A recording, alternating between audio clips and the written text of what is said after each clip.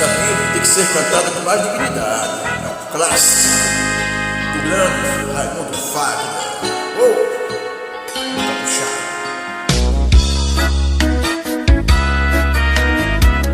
Quanto tempo temos antes de voltarem aquelas ondas que vieram como gotas em silêncio tão furioso, derrubando o homem entre outros animais, devastando a sede desses matagalhos, derrubando o homem entre outros animais,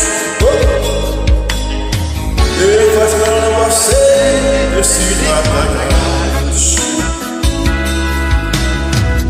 devorando árvores, pensamentos, seguindo a linha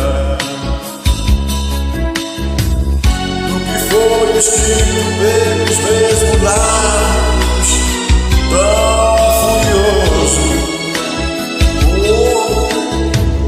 E se teu amigo vento não te procura, é porque multidões ele foi arrastar. E se teu amigo vento não te procura, multidões ele foi arrastar.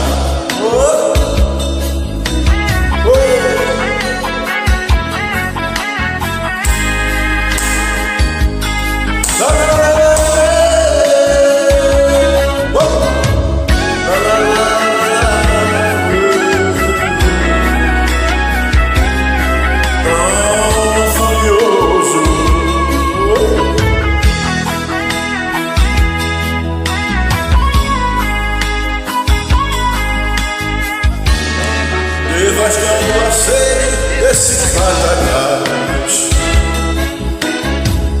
devorando árvores, pensamentos, seguindo a linha do que foi escrito.